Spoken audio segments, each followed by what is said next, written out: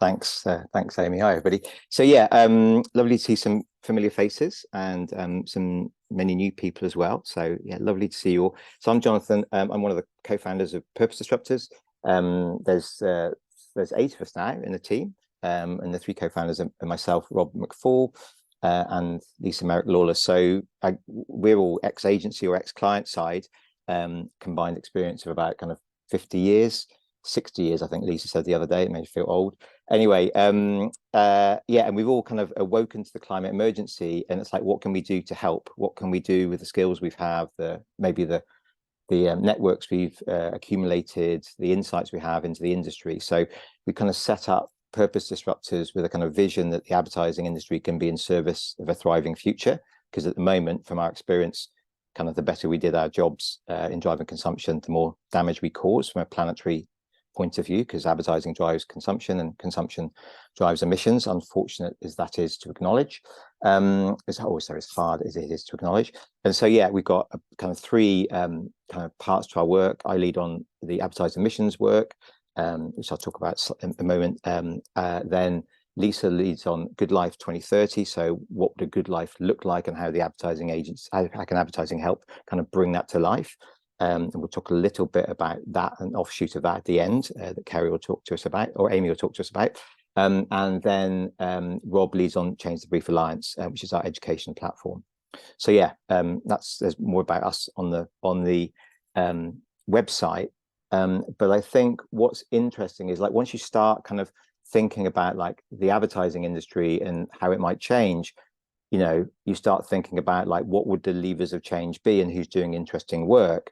And it wasn't long until I came across an article about greenwashing and the interesting work that ClientEarth were doing. So I think it was in the Guardian or something like that. So the woman's name was like Sophie from ClientEarth. So I sent an email to Sophie saying, Sophie, hi, can we have a chat, because you're doing some really interesting work? And then Sophie, you know, said she basically hospital passed it to Johnny. You know, not another one of those, oh, you're doing really good work, and I have a chat to you conversations. So she hospital passed it to Johnny, and then Johnny kindly took the call, and we had a fantastic conversation. This was back in 2019. And I think it's been so wonderful to spend time with Johnny and ClientEarth. We've done a couple of things together. So firstly, Johnny was a contributing author to the advertising emissions report that we presented at COP26, and actually came up with the name advertising emissions. So always grateful for Johnny for that. Secondly, together, along with Ben Esson, the CSO Iris, and Caroline Davidson, the managing director Elvis, the 4 of us did quite a lot of consultancy work with the Advertising Standards Authority in the UK around climate change, and introduce them to a kind of, you know, the relationship between advertising and climate change from a consumption point of view. So we did a lot of consultation with Miles Lockwood, the director of complaints and investigations there, and his team, and actually presented to the entire company. So I think some of the work that you'll see in terms of the calls that the ASA are making, progressive calls actually on greenwashing, were responsible for kind of Johnny's work and our interaction with the ASA there. And then latterly, Johnny's also a faculty member on the Change the Brief Alliance, which is our online learning platform. So this is, if you're not aware of it, it's a platform which is kind of encouraging agencies and media owners to kind of upskill in terms of sustainability. Companies that do it are kind of MGMOD, MOMT, Oliver, Wonderman Thompson, Havas, BT, and Rob, actually, who leads on that, just completed a survey from members. I think it's probably as a result of seeing Johnny's presentation and others, like, once you do change the brief, you can't undo it. No brief can be left unchanged. This is future-proofing your career, your agency, and our planet. And oh, it blew my mind. So yeah, I think that's change the brief. If you want to know more about that, please go on our website. But I think also, just kind of personally with Johnny, I think there's a sort of a kindredness that we have, in that, you know, I used to work at JWT, kind of one of the big agency groups as part of WPP, and then went and set up Purpose Disruptors. And similarly, Johnny used to work for Clifford Chance, one of the Magic Circle agent law firms in the UK, before he went to ClientEarth. So I think there's a sort of thing here, a trend we're seeing across many factors, is like learning the skills in an industry, and then using those skills to try and assist in our climate transition.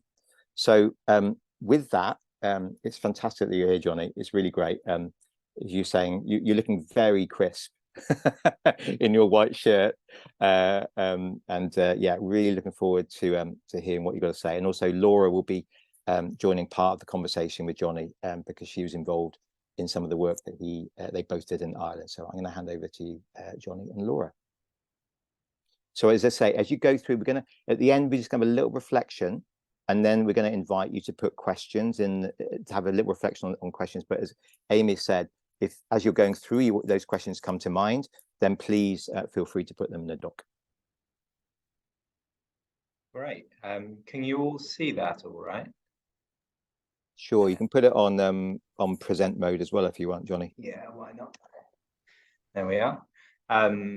Well, thank you very much for that introduction. I was thinking while you were speaking that in my mind's eye, there should be another call with one advertising professional and a bunch of lawyers.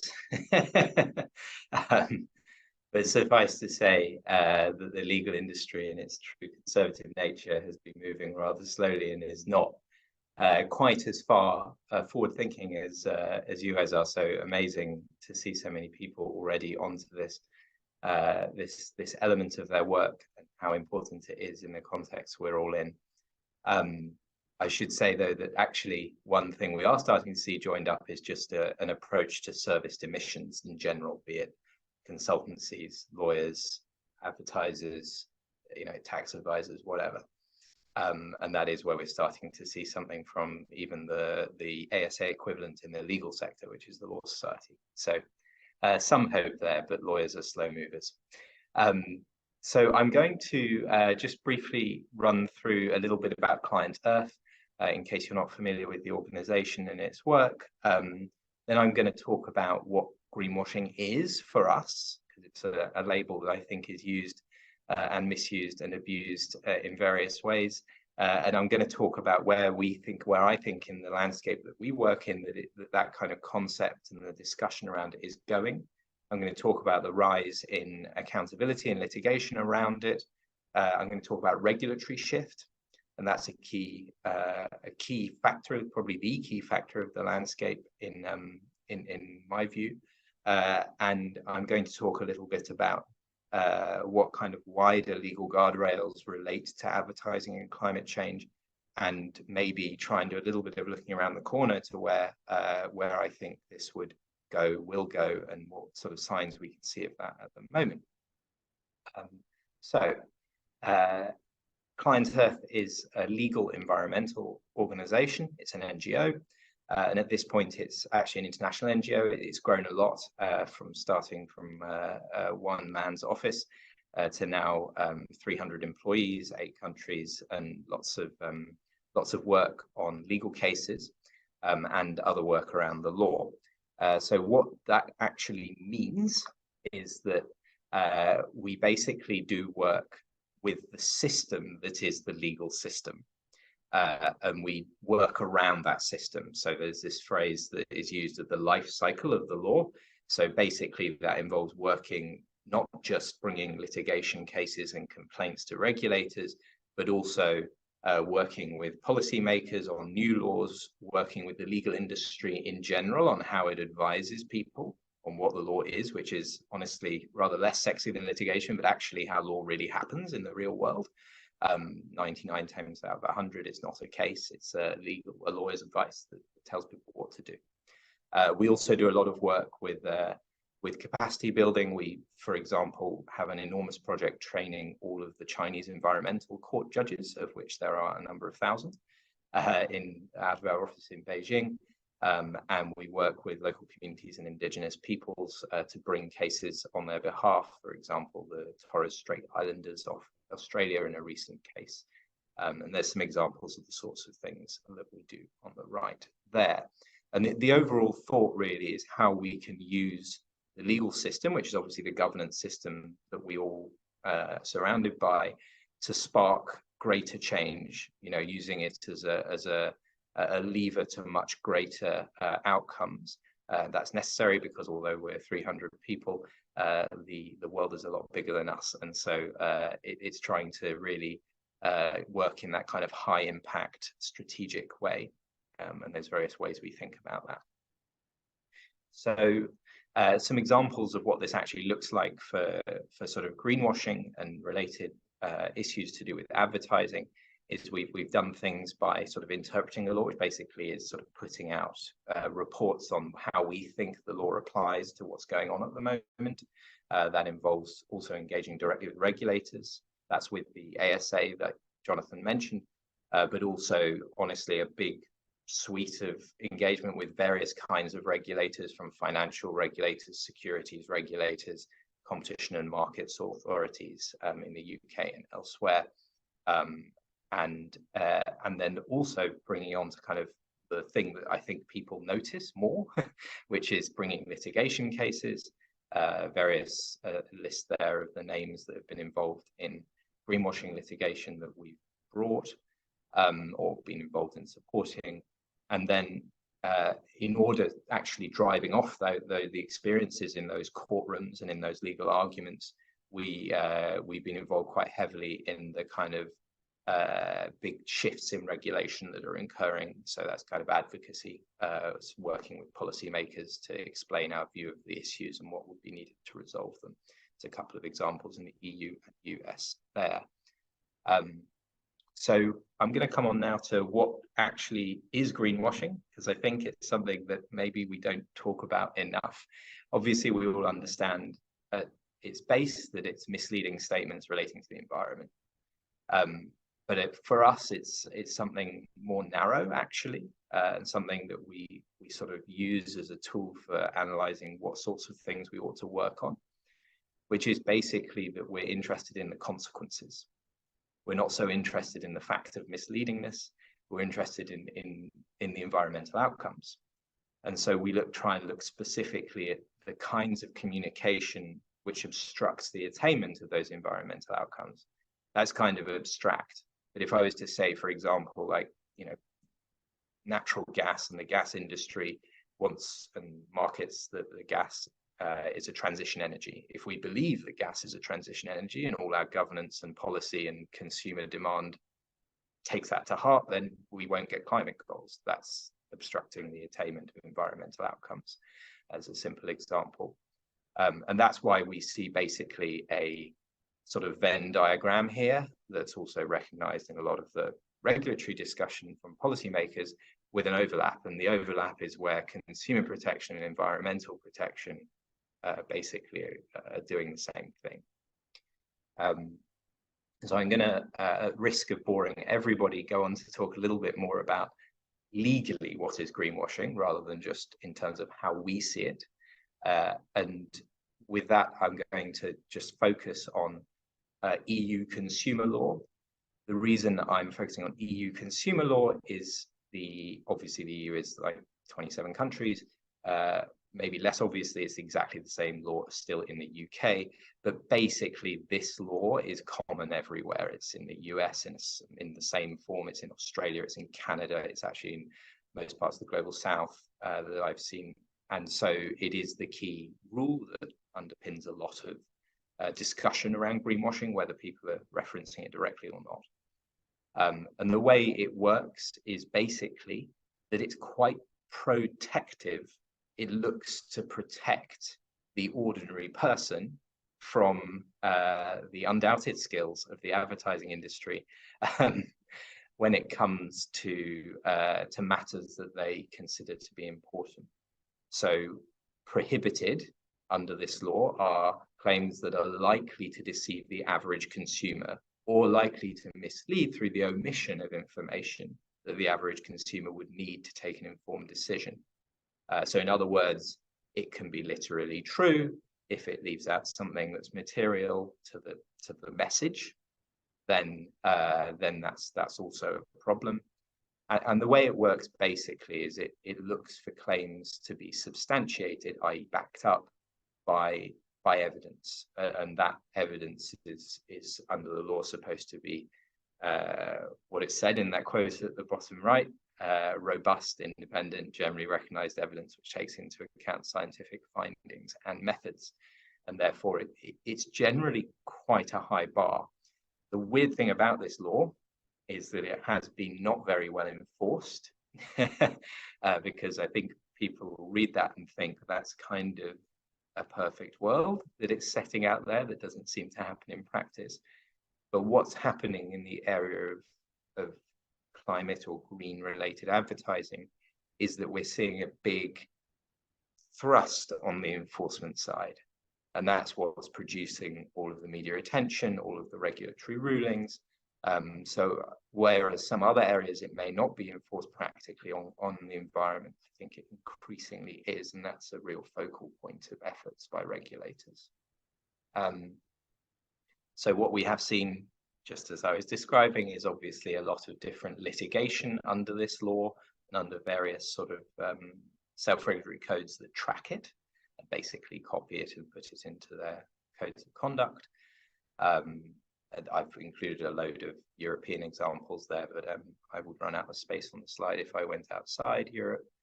And I think the interesting thing to draw out here with this is the trend. So yes, there's litigation about green claims, but the trend is one of a rapid increase in this, which really tracks, I think, the awareness of climate issues, and the sort of turn towards regulating those sorts of claims.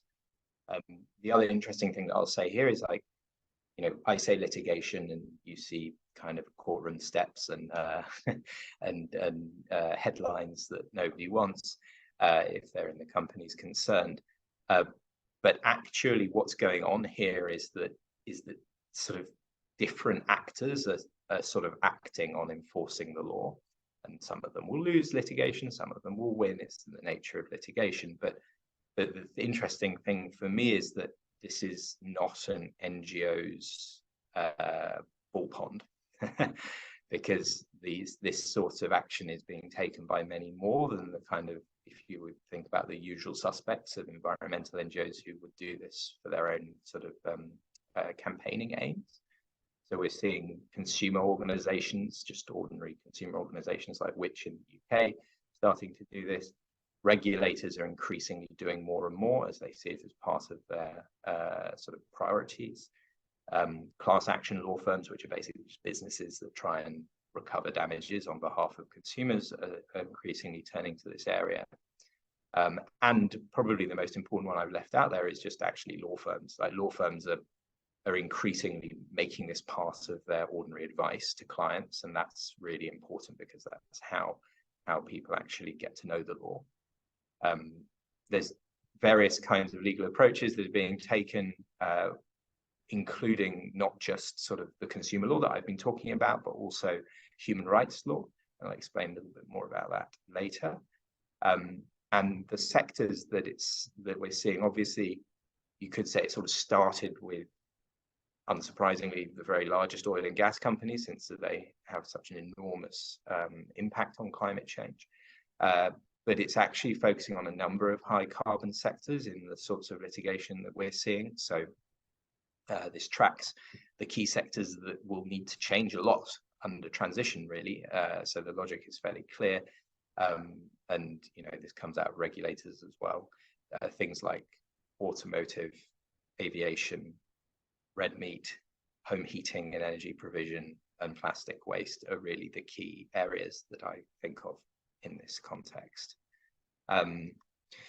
So I think I tried to think a little bit about how the concept of greenwashing is changing, and obviously it started with the idea of hotels washing their towels, or saying they won't wash their towels as a way of claiming environmental responsibility. I think it's moved on a bit since then.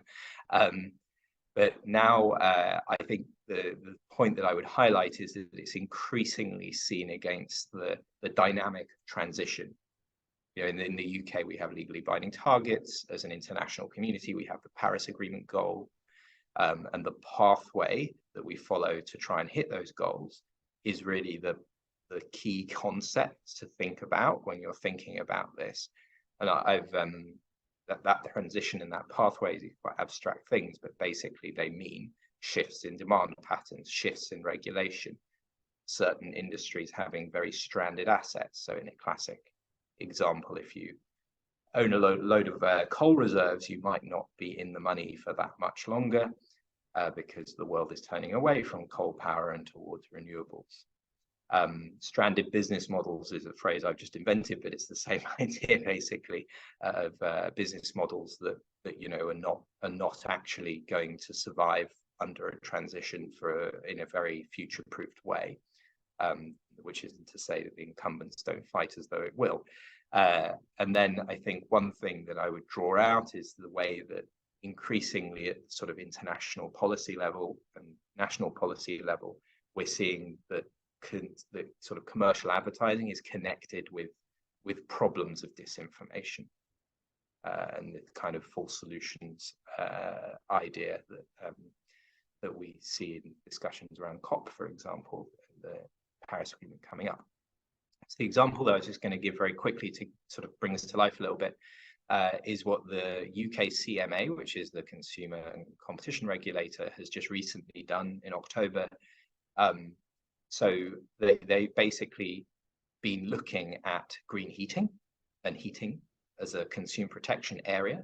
And the reason it's important to understand, the reason they've done that is because heating is a key area for transition change. They didn't just pull it out of a hat. They've started with the transition pathway and thought, okay, we're going to direct projects of these specific areas. And so they've done a big report on green heating and consumers and how difficult it is or easy it is for them to shift.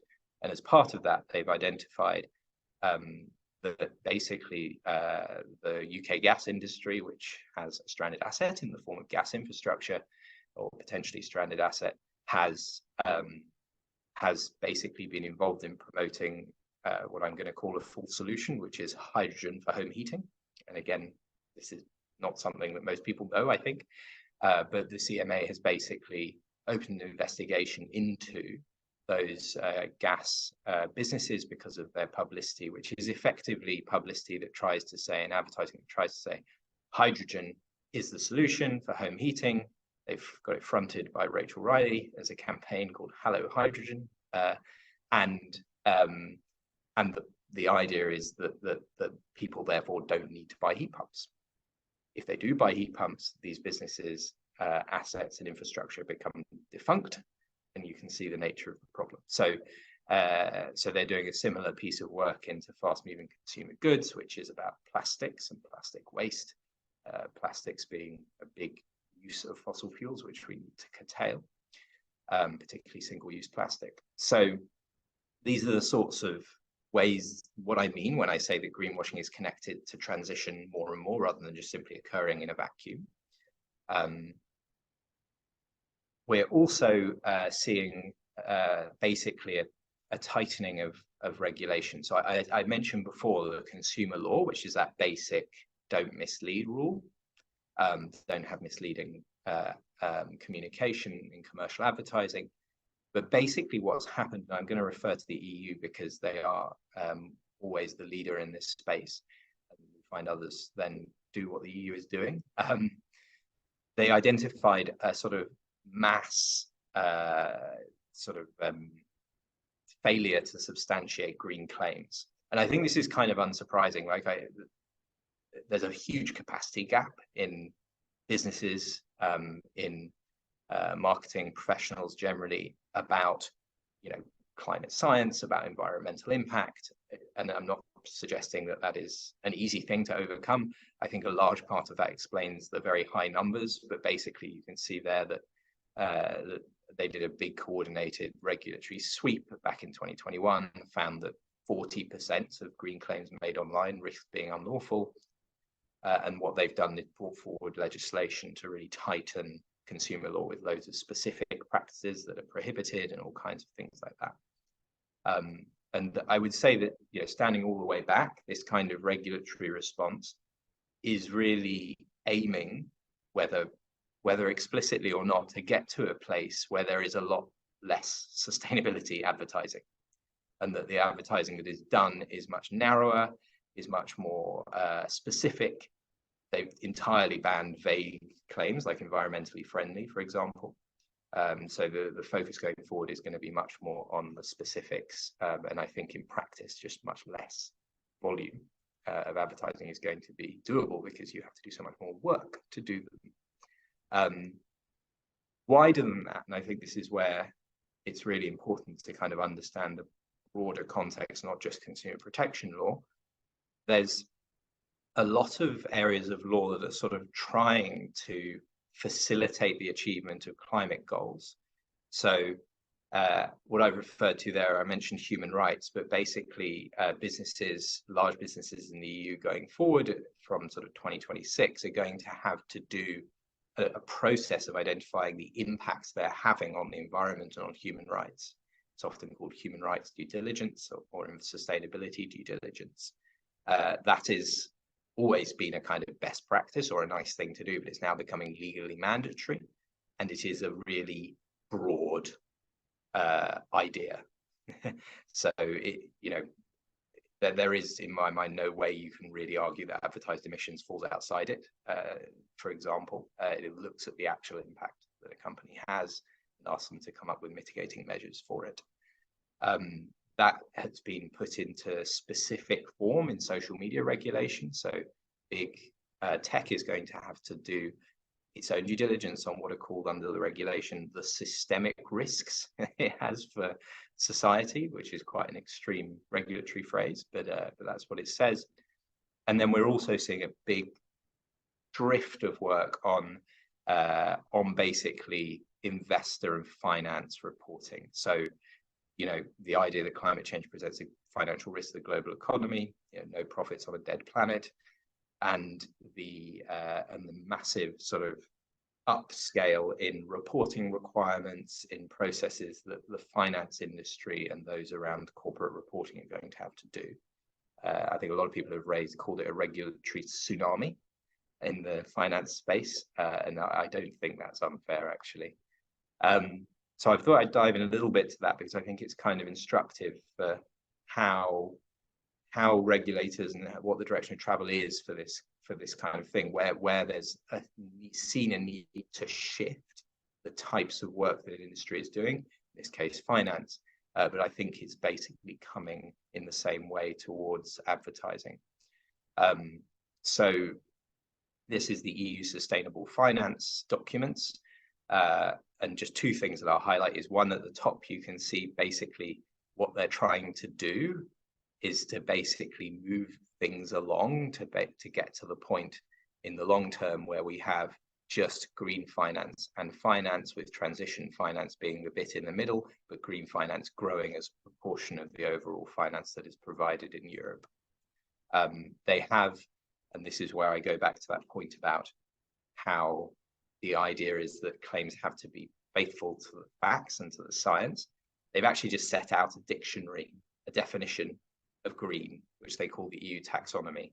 So basically, it's a classification of economic activities which are sustainable. I'm putting it very simply, but basically that's it. It's binary. Either business activities are in it or they are outed.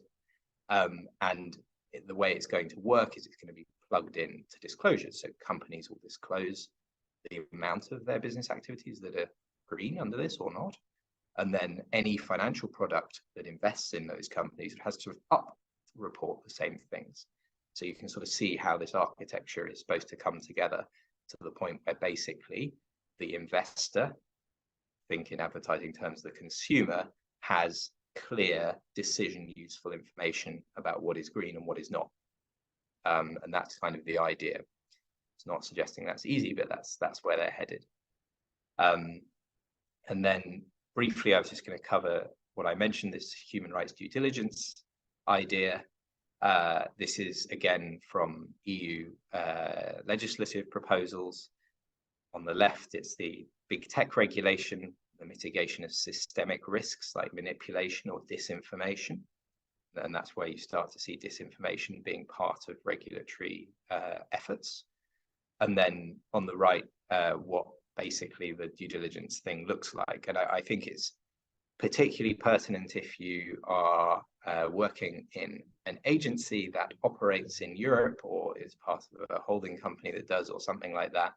that basically this is what's coming down the track. So they're going to have a plan in place to ensure business strategy is compatible with 1.5 degrees, which is not something that ever has been put into law yet, but it's clearly where it's going. And the EU politicians are currently fighting quite hard over the ins and outs of this particular law, but the proposal at the start has all of the kind of governance around that you'd expect: directors' duties, and planning and oversight obligations. We see the kind of regulation and the litigation moving alongside. So at the bottom of the screen, there's two examples of complaints and litigation that are about basically human rights due diligence, where essentially courts are fashioning the same sorts of solutions when presented with these big problems, or rejecting them as a mixed picture, but that's what we see sometimes. So looking forward, I think the thing that I would really just draw out here is that basically, increasingly, as I mentioned, this is being seen against transition, and therefore it's being driven by the needs of transition. Politics gets in the way, and there'll be more, there'll be less in different countries, but as a general thrust, what we're starting to see signs of is basically people coming at advertising with the question in their minds of how do we ensure the demand reduction of the relevant sectors, which we're lagging on, and I think a lot of this ends up being drawn from the tobacco example as a demand reduction regulatory strategy, and others like asbestos. But basically, what we're starting to see more and more is the policy world starting to think seriously about implementing this sort of thing. So there's an example on the right of loads of little examples of people restricting certain kinds of advertising. On the left of the slide, there's two recent examples from the official advisory bodies to or within government in the UK and the Netherlands. The top one is the UK's Nudge Unit, I think it was called. And so they've got this this recommendation of the need to regulate advertising and follow other countries' lead by restricting advertising of high-emitting sectors, explore the benefits of banning particularly fossil fuel advertising, and other sectors like air travel, where they're fossil fuel users in a big way, and therefore drive big emissions outcomes. In the Netherlands, it's proceeding in a rather more Dutch way. The parliament requested the government to instruct scientists. They did. They didn't like it. They did it again. And the minister there, let's see what happens after the elections, but basically has written back to the parliament saying this, that the scientists' advice is that a ban on fossil advertising is essential but not sufficient. And these are the reasons: as necessary to promote and accelerate a sustainable transition. The other sorts of measures, when they say necessary but not sufficient, are things like information awareness by the public sector, and so on. So that's kind of looking around the corner where we think that a lot of the policy in this space is going, sort of starting with what we already have on the tightened consumer law, but ending more with this demand reduction strategy. And actually what I'm going to do now is just hand over to Laura, because on that same issue of how people come at advertising through the lens of climate change targets and the policy around that, we had the experience of being on a parliamentary committee together in Ireland, and I think it'd be interesting to hear what she has to say about that. Thank you, Johnny. Yeah, hopefully this is a useful, quick example for people to translate some of all of these trends into, I guess, a practical example, maybe. So I am a strategy director of an independent agency in Dublin called Thinkhouse, but I also am the Ireland lead for Purpose Disruptors. So we had launched Purpose Disruptors in Ireland in about 2020, and 2 years later this happened. So it happened really, I think it started with, different people outside of the industry started to come along to our our session. So people within government or sustainability generally. And we just adopted the strategy of being very generous with our time, and always gave advice or time to anybody who showed up. And the Irish government, in the meantime, was coming up with a climate action plan. And we're one of the few countries that has legally binding targets of net zero emissions by 2050 and a reduction of 51% by 2030. So the short version, we were invited then to come to speak to this Oireachtas Committee on Environment and Climate Action to speak about the role of our industry. Specifically, the invitation was the role of media and communications in actioning climate change, specifically in relation to advertising. And so the process was really interesting. We were invited to come alongside ClientEarth and also the Advertising Standards Authority in Ireland. So we were the three bodies, I guess, representing the industry in this session. And we were invited to make a statement and then do a Q&A with leading members of the Dáil, of our parliament, and the Seanad.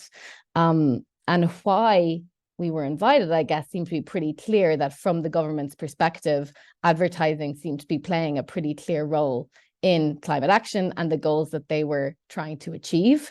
And so we were able to, armed with Jonathan's advertised emissions, we were able to come with a very clear argument to say that we felt that advertising was not necessarily helping their climate action plan right now, but that our skills could potentially help put things in the right direction.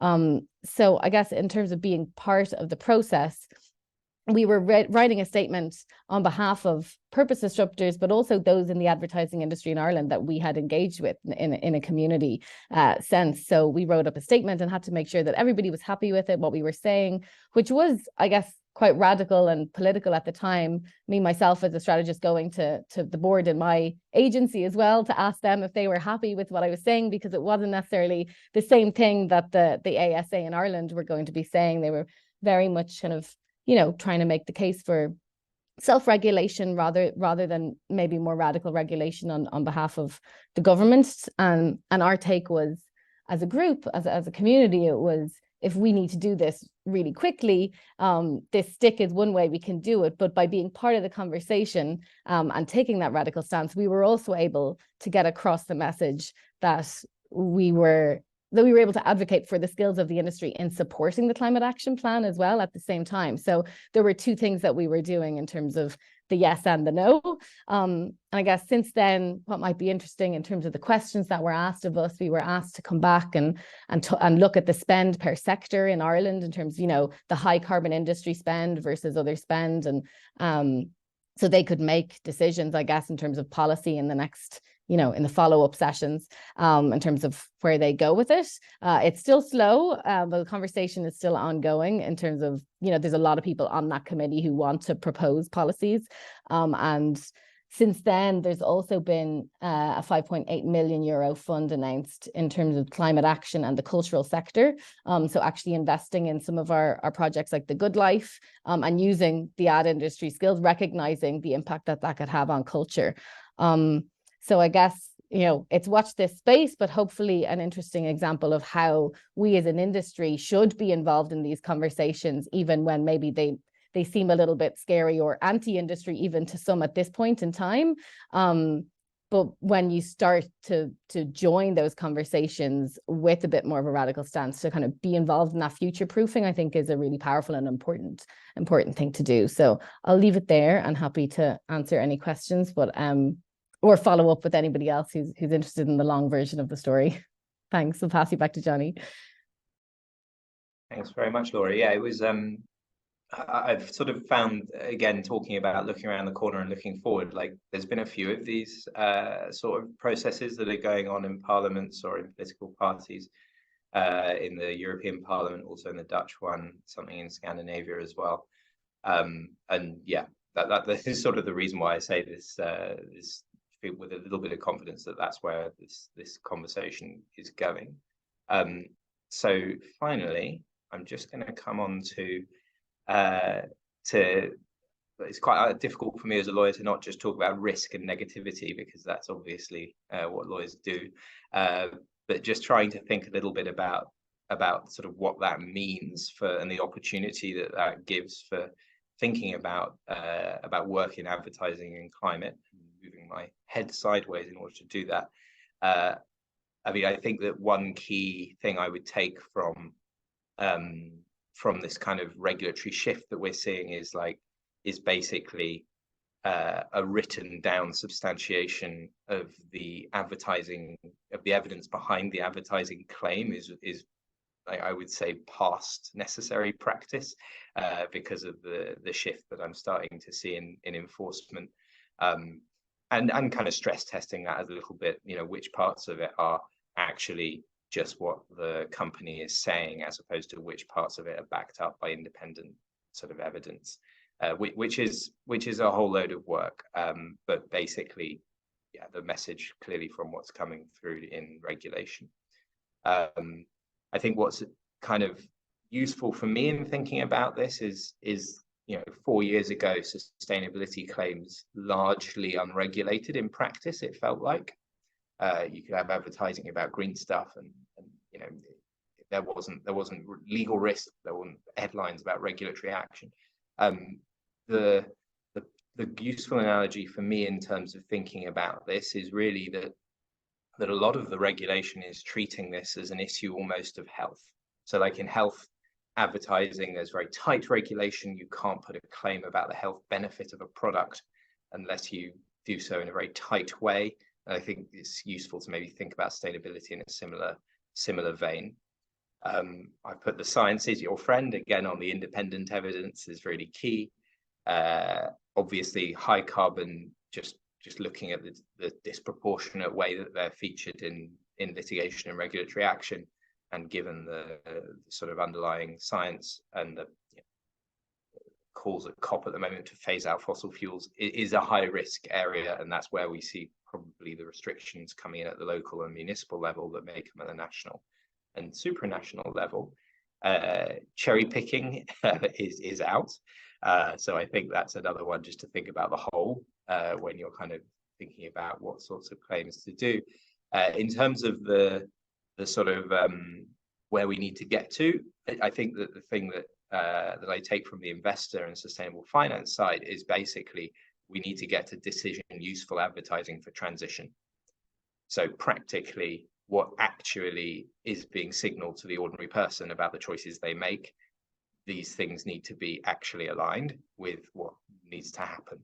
And that's obviously a big shift from, you know, net zero stakes where we are today. And that's really the direction of travel that I see. And then finally, and it's great to hear you guys have had a talk from general economics already, but the really forward-looking thinking about this in policy circles is around this concept of sufficiency. You know, what is it that what is sufficient for what we need to live a good life within planetary boundaries? And I think the more you can think in that vein, the more sort of future-proof the products will be. So I hope that's in a little way useful. It's not really good legal advice in the proper sense because I'm not your lawyer, but yeah, that's the overview that I would give. I'll pull it to a stop there and look forward to hearing your questions and thoughts. You. Wow. Thank you, Johnny. Thank you also, Laura. I watched the clip of Laura and Johnny in the Irish Parliament, and it was funny. It's like a very beige building, very beige room with people wearing very beige clothes, and then there was Laura in the middle with like her pink hair. It was like me, like, whoa, it's Laura. Anyway, what we want to do now is just we just had a lot, and that kind of a thing that we like to do in Purpose Disruptors is just provide the space for a little bit of reflection. So what we want to do is just, given what you've heard, just like, how are you feeling? Like, how is that landing for you? You know, whatever is coming up for you, it's just always nice just to have a little space to get to maybe know ourselves a little bit better by just being able to acknowledge how we're feeling at any moment. And this feels like we just had a lot of stuff which may be bringing up some different stuff for you, given your role and position in the advertising industry. So yeah, just spend sort of 60 seconds or 90 seconds, just sitting and just maybe close your eyes and just like, how are you? Like, how is this landing?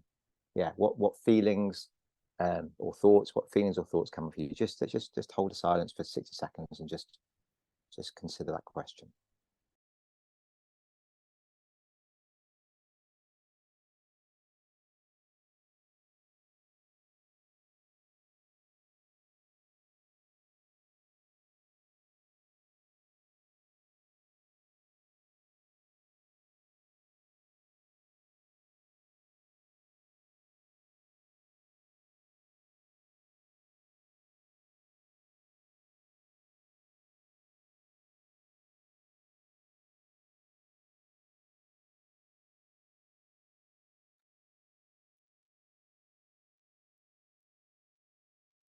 Pauline's got her eyes closed. Well done, Pauline. So if anybody wants to just share what you've written, what you thought in the chat, it'd be interesting just to see how people responded or reacted to that experience.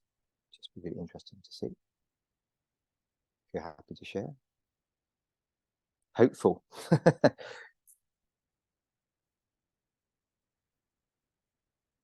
I want this transition so badly. Great. Just so what we're going to do now is I'm just going to as people are just putting in what they want in there. The document is now just been put back into the Amy's put it in. Just add any questions. So I know a couple of you were asking questions as we were going through, but the document is the place to put them. So please put any questions you've got. So it may be points for clarification as a consequence of what you've heard. It may be questions around you know, nuances in what Johnny's talked about, predictions of the future, or even if you've got like, you know, Johnny White's greenwashing surgery, if you've got something going on for you in terms of a client brief, then please feel free to do that. But of course, he is not your lawyer, so what he says will not stand up in a court of law. So yeah, please feel free to put any questions in there, and we'll get to those in a minute. I just, Johnny, we've spent a lot of time together, but that's the first time I've seen you run that deck. So that was just, I'm gonna ask you a question, right, which is going to come at the end, which is like, what I think I heard you say, if this is an interpretation, is in the future, I love that phrase, decision useful advertising for a transition and sufficiency, not consumption.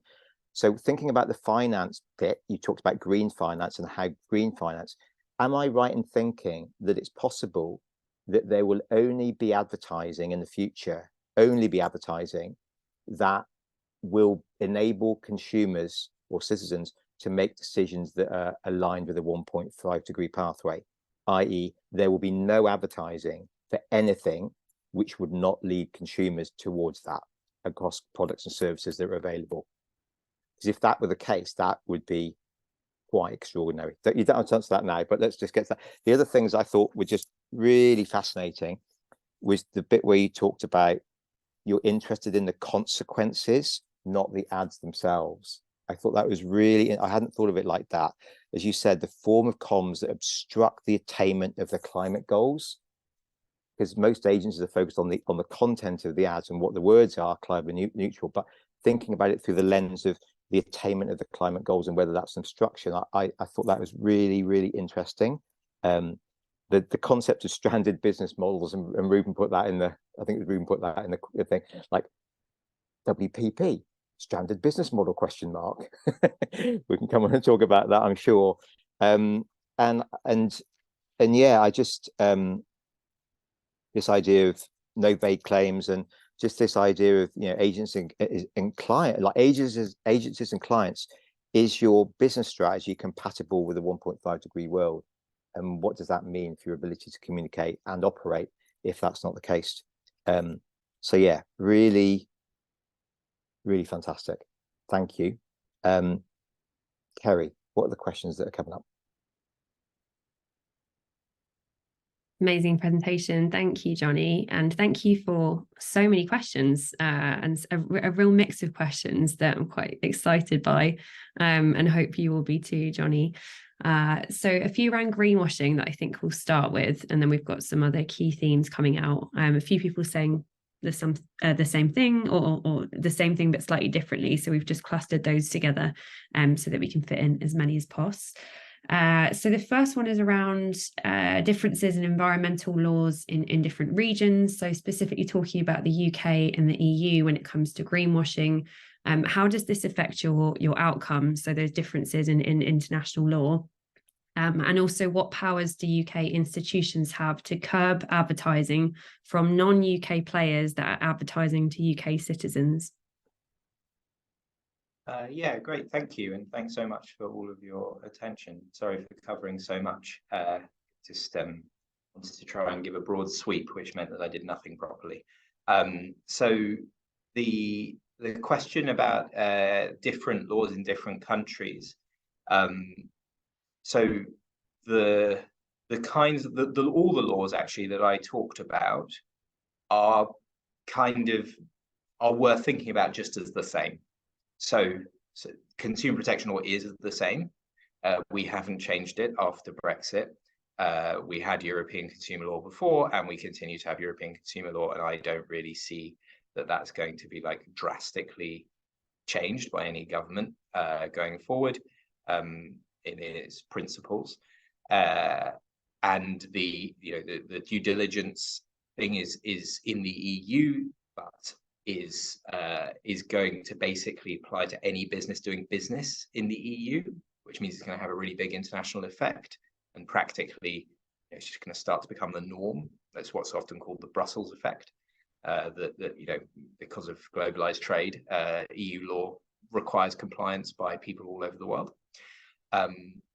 The question about basically we tend to find that those basic laws are just the same.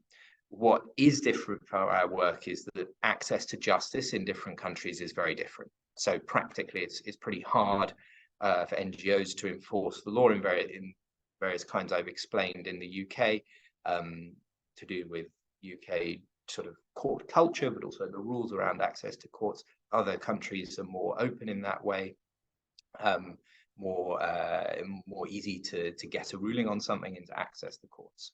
So that changes quite a lot. The question about what powers do our UK institutions have to curb advertising from non-UK players to UK citizens, the answer is if it's advertising that was seen in the UK, then they regulate it, regardless of where the company is headquartered. So yeah, that's hopefully quite a simple answer. And then the question, Jonathan's teaser question, will there only be decision useful advertising allowed in the future? I think I can answer that squarely, no. I think the world will not be that perfectly regulated. But what I was mentioning that really was to say that you look across for example, the EU, the changes to consumer protection law, so the changes to advertising that's happening in the EU are like detailed, and there are many bits to it, and you can kind of single out, for example, any claim about offsetting in relation to products is banned. Any claim that's vague or with a vague claim like environmentally friendly or good for the planet is banned. You have to be specific. Any claim where people refer to a small part of the product or a small part of the business whilst giving an impression of the whole, also banned. So that's cherry picking. So you can sort of getting to all of this, and the read across it is really, I think that we're getting to this point, this principle that I basically borrowed from a discussion on the finance side of decision useful information. We want to get to the point where consumers are only advertised green things that are truly, genuinely, meaningfully green for them. And that is going to sort of be a different reality than we currently face in the way that advertising is done and regulated. A lot of this will take a year or two to phase in, and then probably cause all kinds of difficulties as people try and grapple with the how in reality. But that's the drift. So yeah, hopefully that's clear. So I'm just going to pick up on that, Johnny. Just I get the cherry picking thing. Can I talk about EVs if I'm BP when my business model isn't aligned, etc.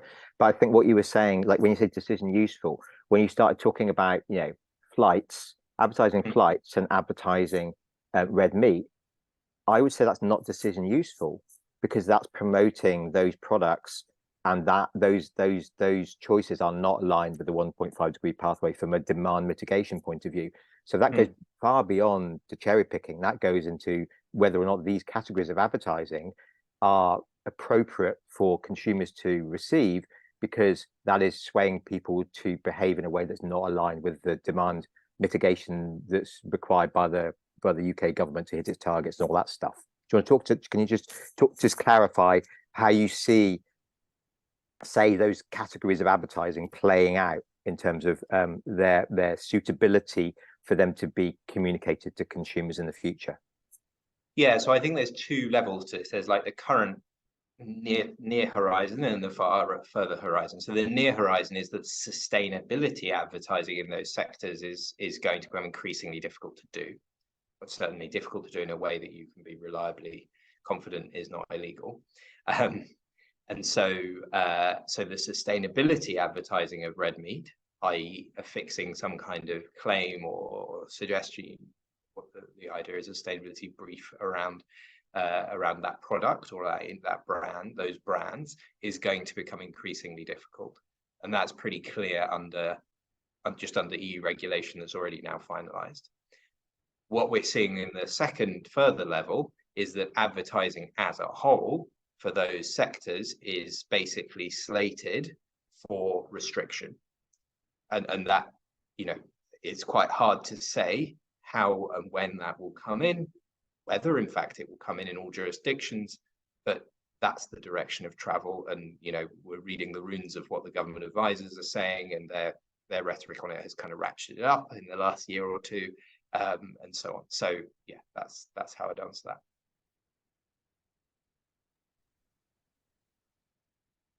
Thanks, Johnny. I'm going to jump into some more questions now on the impact of all of this on employees, so people working inside agencies, predominantly in agencies that have contracts with high carbon accounts or specifically fossil fuel companies.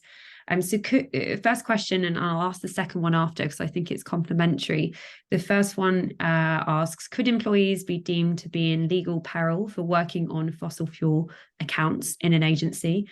And might it be argued that their employer has a duty of care to warn them about this and educate them? And the second, is there any precedent for employees to take the employer to court for reputational damage or having brought in an account such as this?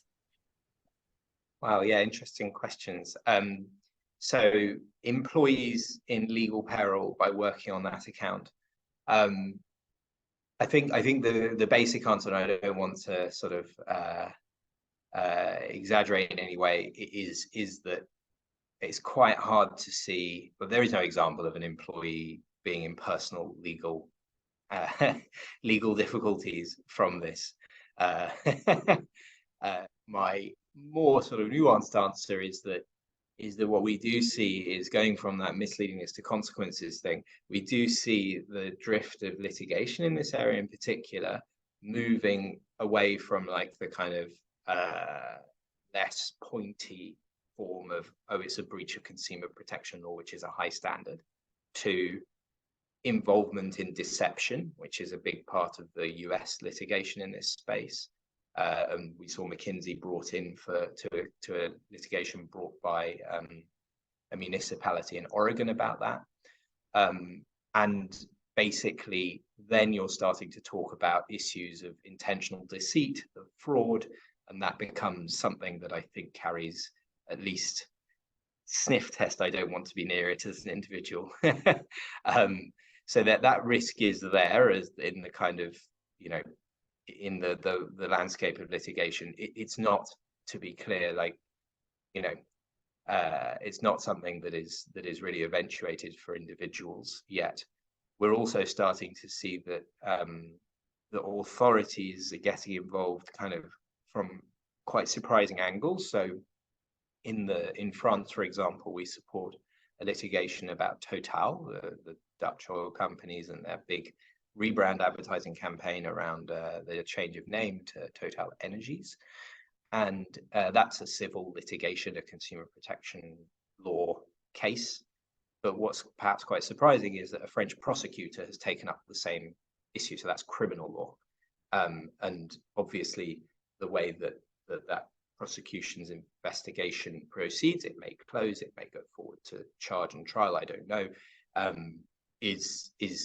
it contains the possibility of individual sanction. So that in the kind of fringe, I would say that, you know, there's some issues, but in honesty, generally no, if that makes sense.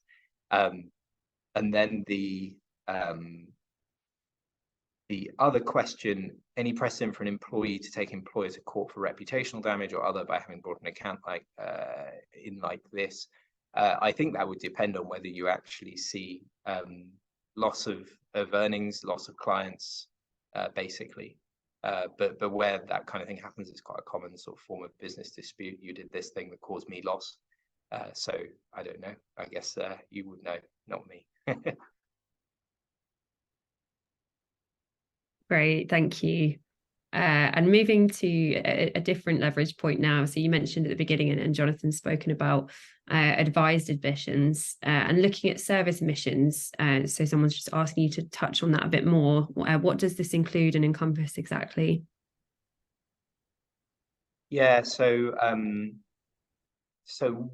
what we've seen is basically the service sector professions or industries, sort of in the way that they set out their own pledges and take their own action, are starting in various ways to grapple with this idea and the concept, basically because they're being pressured often from the outside of the impact of their work. So that's sort of what I mean. In advertising, it's quite neatly encapsulated advertised emissions. For the legal industry, it's called advised emissions sometimes. For the consulting industry, I guess it would be called consulted emissions, although I haven't seen that used. So that's sort of what that encapsulates. And essentially, it's about looking at the real role that these sorts of industries are playing. So, for example, I know that there's work going on at the kind of international standards level, sort of net zero. Let's all make a pledge and get into a series of UN standards groups. That is starting to dig into that a little bit more. The Law Society in the UK has basically used advised emissions in what it's done. So hopefully, yeah, that answers the question. It sort of depends industry to industry, but it's about their work, what they're really doing. Thanks, Johnny. And a few more clarifications on other terms and technicalities in your presentation. Would you mind unpicking sufficiency, consumption, and demand reduction for a few people on this call? Yeah, sure. I'll try. So sufficiency is quite a radical idea that basically, a radical idea and a sort of scientific necessity.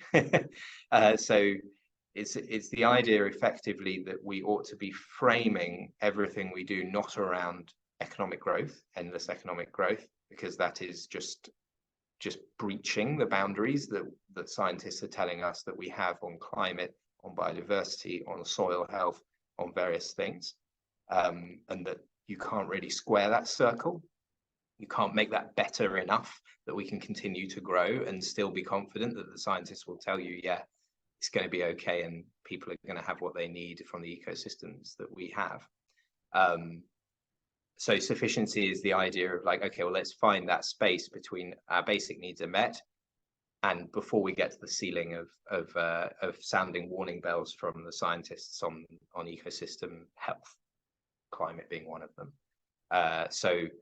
I think it's a concept that's still being sort of, it's not really defined strictly, but it's being kind of talked about a lot in policy circles. There was a big event in Brussels recently about it, the Degrowth Conference it was called. And I think practically we see it come up in various ways, like, it's quite hard to get an airport expansion going in Europe these days. But there's an example. The Dutch government recently tried to actually reduce the size of aviation traffic in Amsterdam Schiphol, and got sort of bullied out of it by the industry, but and the US. But it tried. That sort of thing is where we see sufficiency coming through in policy. Some consultants we work with have actually tried to enumerate all the different EU policies that use or touch on sufficiency without necessarily realizing it. There's quite a few of them. Demand reduction is basically what happens when you can't find a tech fix for a particular sector if you're going to reduce the emissions it outputs. So very simply, that's the concept, and there's a sort of well understood regulatory way of achieving that. A good example is just to look at the Tobacco Convention. It has this bit at the front that says we are pursuing a demand reduction strategy to reduce the amount of smoking. If you did a sort of mental switch of tobacco for fossil fuels in its articles and provisions, you'd start to see what that means. Great, thank you. Hopefully that's answered a few questions that people had. Another one, when thinking about the retaliation from corporates and other actors to greenwashing. So one participant cited Shell's recent example of suing Greenpeace, which I don't think is related to greenwashing, but just what are you seeing in terms of this type of retaliation in response to increasing understanding and use of greenwashing as a leverage point? Yeah, so I started this presentation talking about the power of the law, but obviously the power of the law is not closed to corporations. And so we see what I could call like anti-climate litigation going on as well. And often that takes the form of litigation against NGOs by large companies, usually claiming some kind of like defamation. You know, oh, you've libel, you've slandered me, or claiming that their activities or protests have caused some kind of loss to the company. And I mean, the general, this is big business in the US and it's kind of spreading outside in the US. They're very fond of litigation, so the companies have been onto it for a while. It's often called SLAP, which is a acronym that stands for Strategic Litigation Against Public Participation. So in other words, strategic litigation by the company. It's been done also, that's a term that's been done a lot by like Russian oligarchs in the UK, where they try and shut up journalists who are looking into their backgrounds. And yeah, it's a reality. It's definitely going to happen more and more. And I think what we'll see a lot as well is like the chill effect of legal threats used by industries. You know, for example, saying that you can't do something, or regulators or policymakers can't do something because they'll end up being sued by companies. Maybe when they tried to phase out coal, for example, in Germany and the Netherlands, companies actually did sue, said, well, you're taking away our profits. Also, you know, breach of competition law, the anti-ESG backlash in the US is another example of it. So yeah, the objective of these things is to kind of deter, I suppose. You know, it's worth saying much the same way as the NGOs, but from the other end of the issue.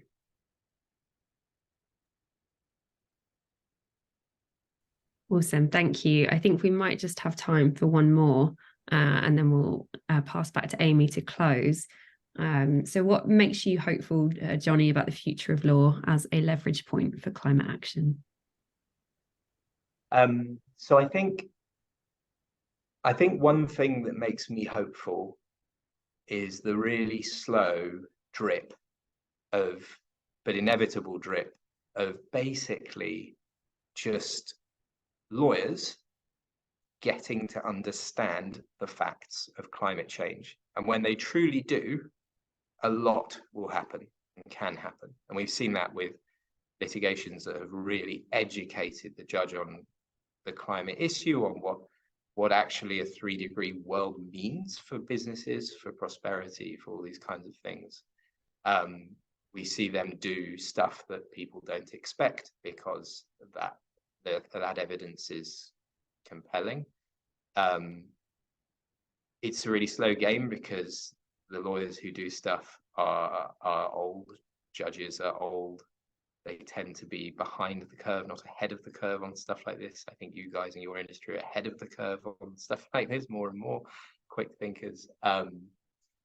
But that gives me some hope. What the sort of, when we finally get the lawyers to actually apply the law to the facts in a really broad way, we get some big outcomes. Johnny, I've got one final question for you. Sorry, given this is somewhat topical at the moment, that people will understand on the call. So hypothetically speaking, say a media agency in the UK had just won a new fossil fuel client, and the brief from that fossil fuel client was to advertise the investment in EV infrastructure, even though that investment was, say, less than 2% of their capex. Does this create the illusion that solutions are in hand and slows momentum for change against the public? Is this greenwashing, and is there an angle here that can be applied?